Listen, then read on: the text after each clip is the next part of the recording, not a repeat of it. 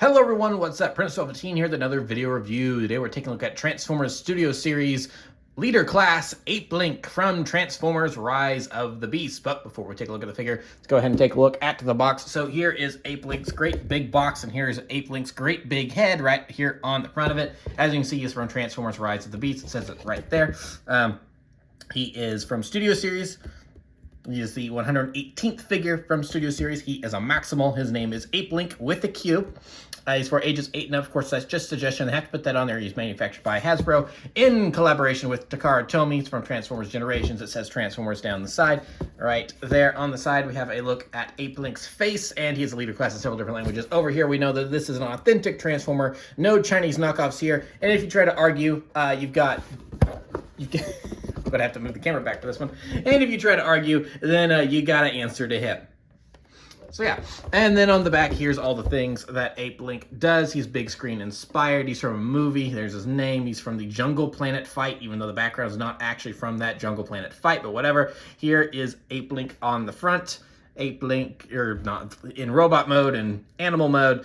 He comes with that thing. Transformers in 34 steps. There is his quick little bio right there. He comes with a display, and don't eat the figure because these things are expensive, and that's not good for your digestive system anyway. So yes, here we have Apelinq, the original leader of the Maximals that we see in Transformers Rise of the Beast before he is very quickly dispatched by Scourge in a, wow, that was short fight.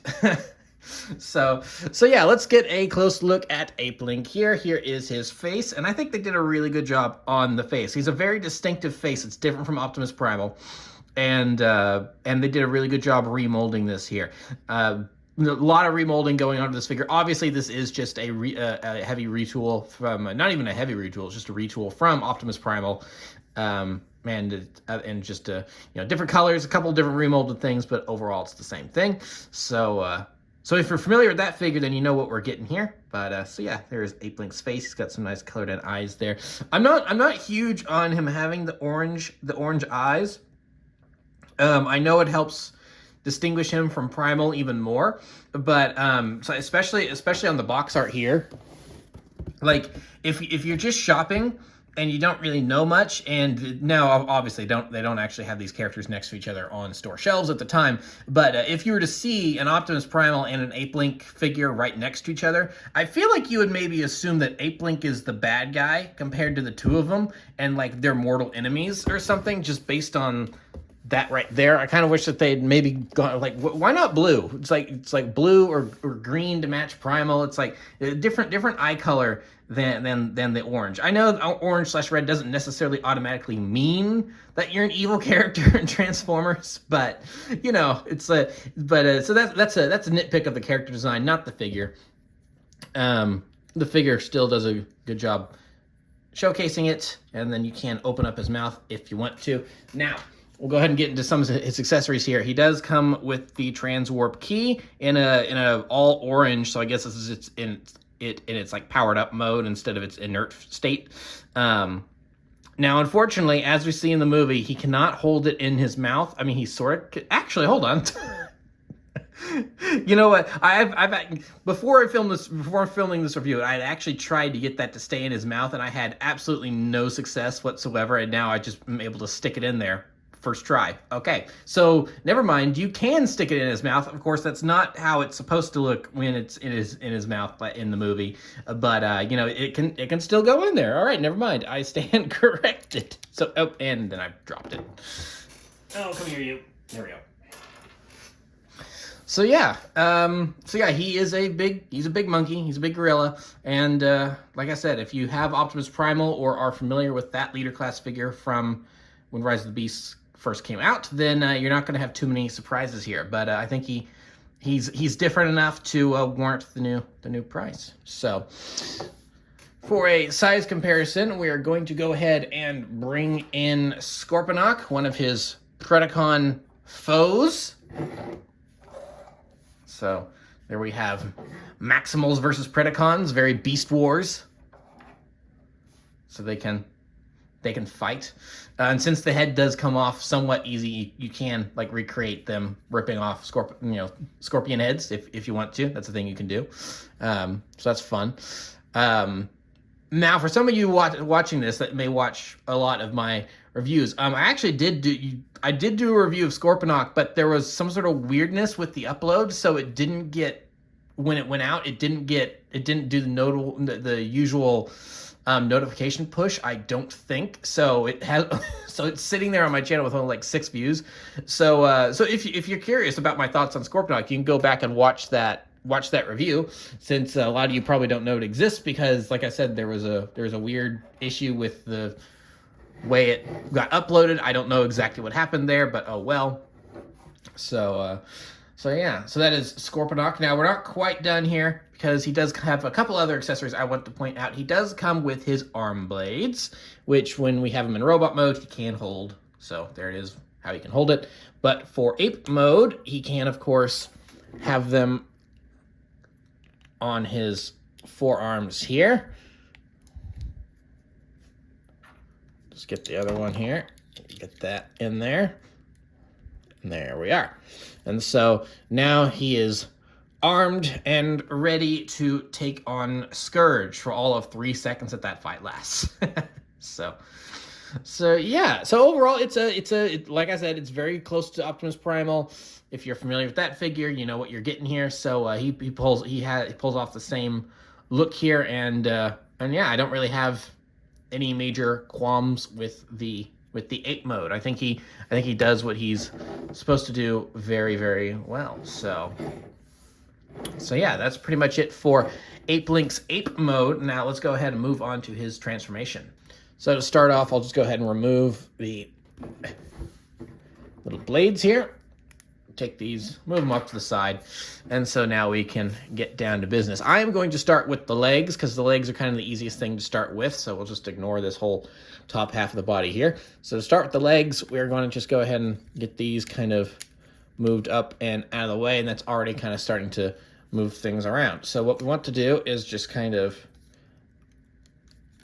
get this untabbed. There we are. So as you can see, there's a tab right there that will go into that slot right there, and now we can kind of start getting the legs moving. We'll just bend down like so, and then if you'll notice, there's another tab right there that will then go into the same spot when we get all of this moved down. So as we're doing this, we do also want to push the monkey foot up and get this brought down. So just flip down the toe, and then he's got this little heel spur back here. That can be tricky to get. Let me see if I can just get that in there. There we are. Now we've got the heel. So monkey down. So yeah, so there's the foot done. So now we'll just go ahead and get this moved past here, and then we kind of just want to make sure this is all lined up. It can be a little tricky to make sure that we're getting all of this done properly. So I think that's right. So okay. Yeah, so then we've got that we can bring down, and that way that will then just be able to slide into that tab right there, and then we can just fold that up, and then we've got a leg done like that. So over here it's the same deal. So we'll just want to bring this down and start wiggling it into position like so. Bring that monkey foot back. I'll retrieve his thing again, just so I can get in there and get the heel. There we are. So now we have the foot done. And then on this leg specifically, this piece really likes to pop out of place where you want it to be. So you just got to make sure that that ends up kind of, there's not really a connection tab over here. It just kind of slots in and holds itself in place with friction. So bring that down, make sure that this gets in there and clicks in. Oh, there was a nice satisfying click there. And then bring that back like so. And then we've pretty much got to the legs done. So then here he is like so. So I guess if you want to, you can have, we could call that good if you really wanted to, but obviously we're not quite done yet. So next we want to work on this part of the body. So we've got, so this is his back in ape mode. So we want to bring this up. Now this piece will then swivel if it wants to work with me. This can be a little stubborn. Bring it down, and then there we go, swivel. And then there's a tab right here on his back that will just go into that port, and then that way you can kind of get all of that nice and pieced in there. And so now that we've got the back done, then we can come around here and get this moved up, and we'll just leave that there for now. And then for right now, we want to go ahead and turn the head around 360 like this, and then that will allow us to get this up over like so over his shoulders. So we can kind of get that up and out of the way, and then that will allow us to detach this and get it moved down like so. So now we want to kind of have the head up and out of the way a little bit like that. The head can be a little tricky to get directly into place of where you want it.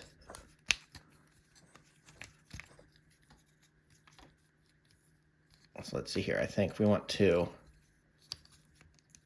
turn it around again, like so. So that way it's facing, no, because now it doesn't want to go in. I will admit I have problems figuring out how the head is supposed to go, because like you can't get it pushed up like that. So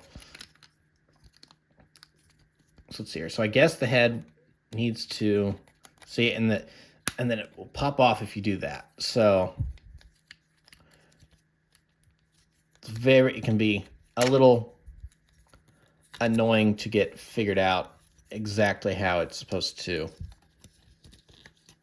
fit in there. I think, there we go. No.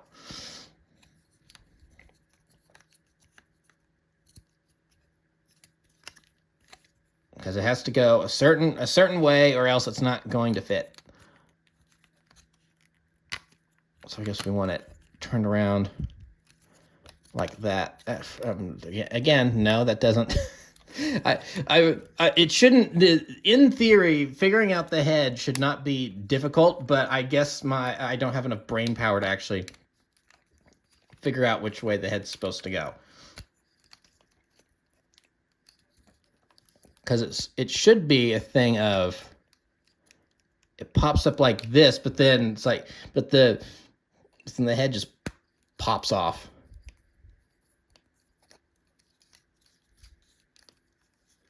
So let's get that turn around and then place down like so, and then there we go. All right, there we go. We figured it out. So yeah, that's how the head goes.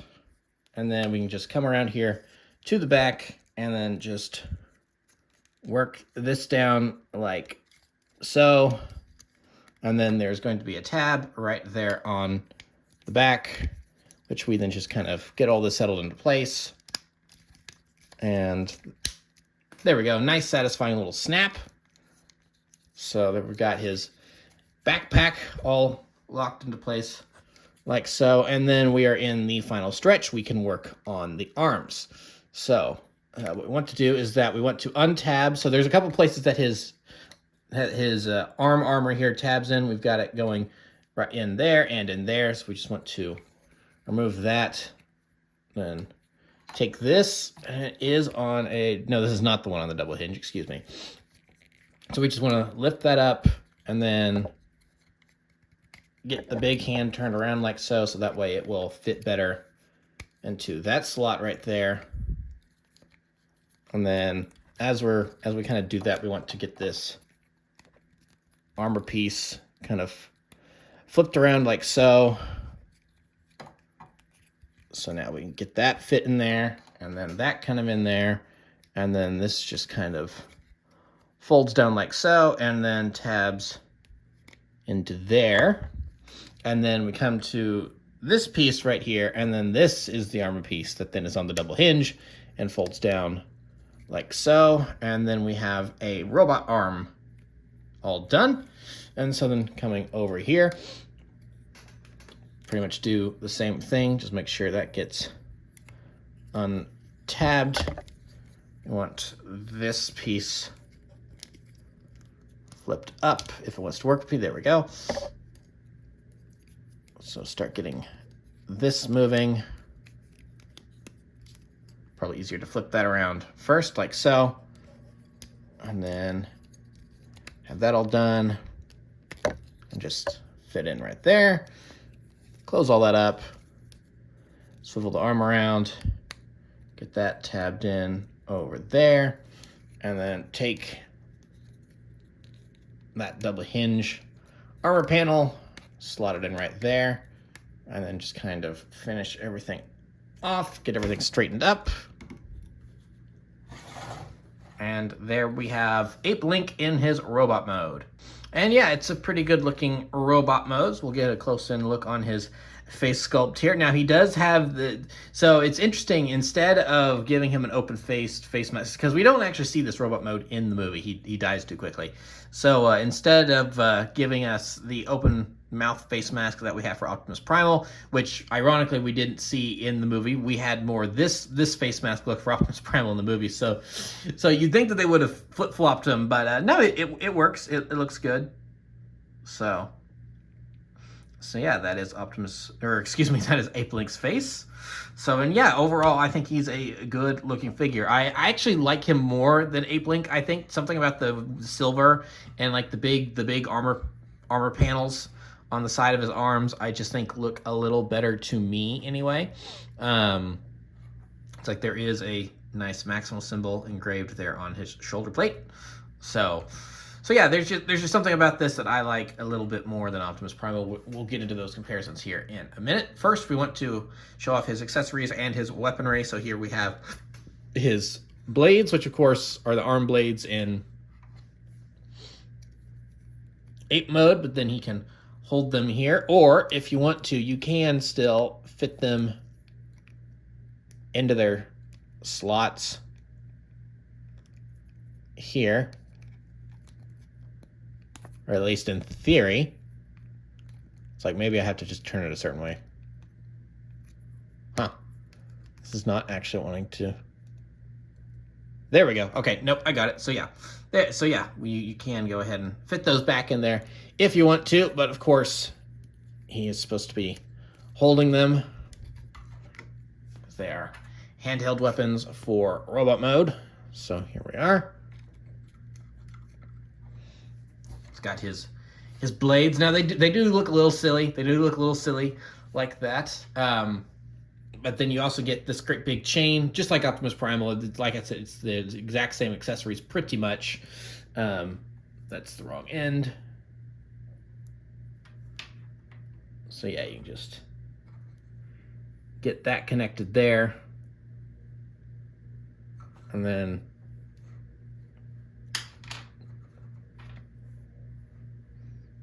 connect that, huh? So how's that supposed to work?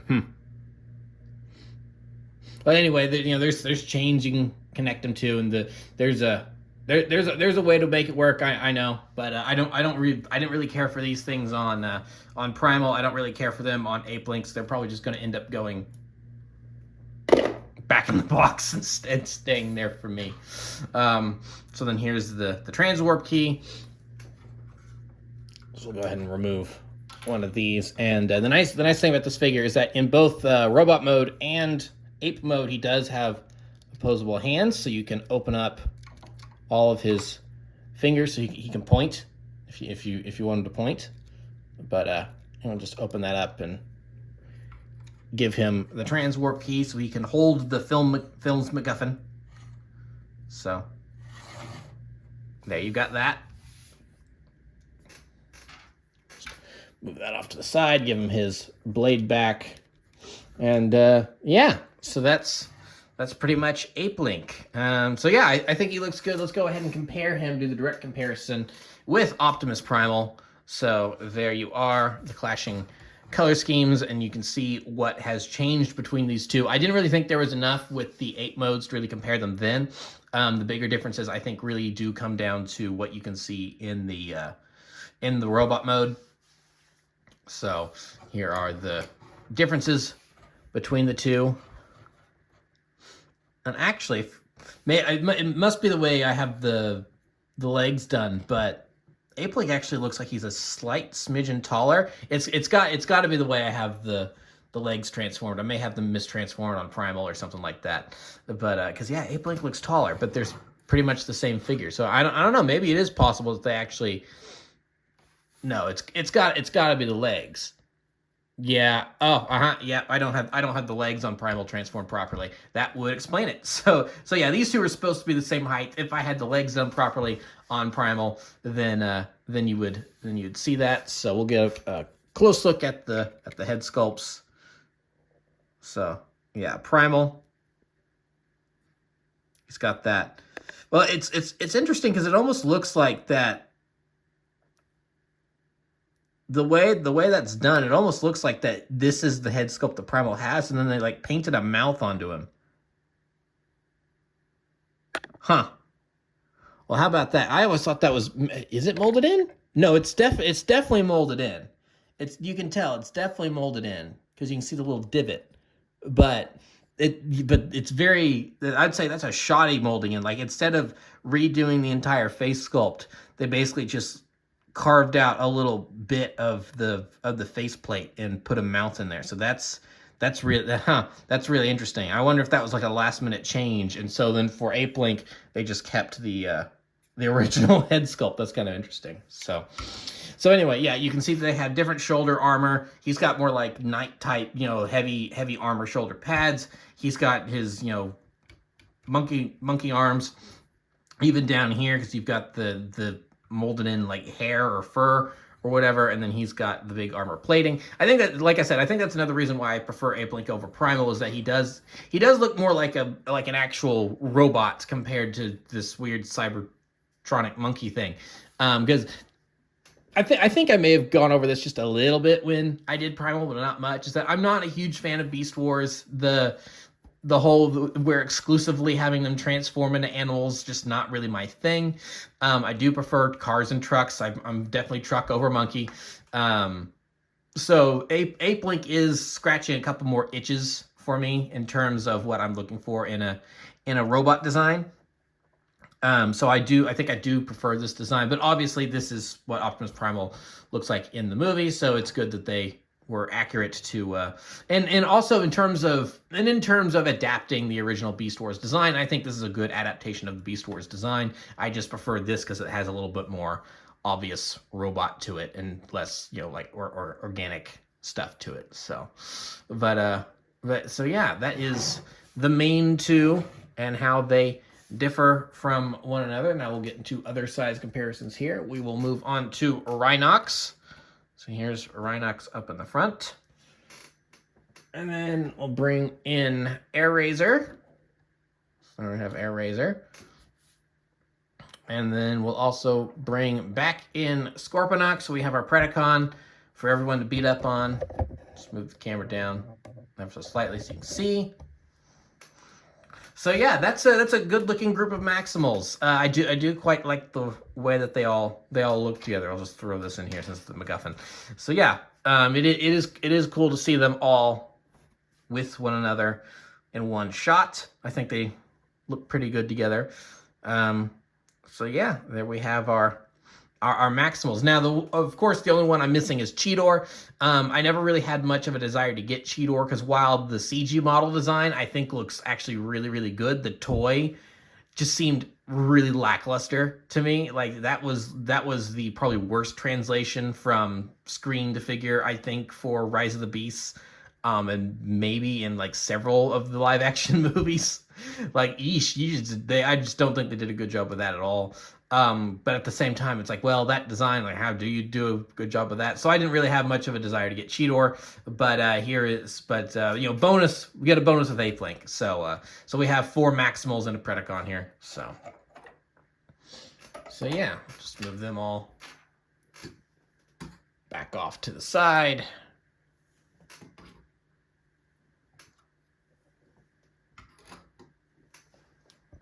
Tilt that camera back up.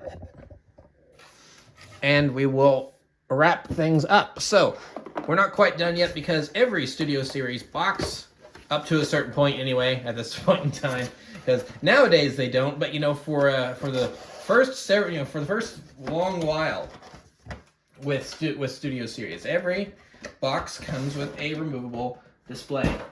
So here we have the display for Apelinq, which is supposed to be the Jungle Planet battle from the beginning of the movie, but the backdrop, I'm pretty sure, is the exact same as Optimus Primal's, and it's actually just the forest on Earth in South America. So yeah, but there's trees, there's rocks, it's jungly, it doesn't really matter. But so yeah, there we have Apelinq. I think this is a good figure. Like I said a moment ago, I like him more than Optimus Primal because of his extra, like, obvious robot bits. I think in terms of, redoing a prior figure, I think they did a good job here. This is a pretty good, remold / repaint. I like the silver design. Just the slight differences here, I think is all done pretty well. I'm glad that they did this figure. It's not like it was going to be difficult to do this figure, considering that even in the movie, it's obviously that they just took Primal's character model and gave him a different face and color scheme and called it good. They didn't really do too much to him. So yeah, I think if you liked Optimus Primal, then you will like Apelinq, and yeah, and it's like either way, I think he's a pretty good figure. So and also if you missed out on Optimus Primal, then Apelinq is probably also a good route to go down. I doubt you will be disappointed with this toy, because other than me just being stupid and not really being able to figure out how to properly get the head in there, which you saw I struggled with just a teensy bit, the transformation is pretty easy. It's pretty intuitive. You can figure it out pretty well. Like, the head is just one of those things where I was just like, well, okay, why am I being stupid here? This should be easier. But that's a me problem. So yeah, that's pretty much it for Apelinq. I do quite like him. So that'll be it for this review. Remember to like, comment, subscribe, all that great stuff. Remember to follow me on Twitter and Instagram. Those links are in the description below, and I'll see you guys next time. Thank you so much for watching, and goodbye.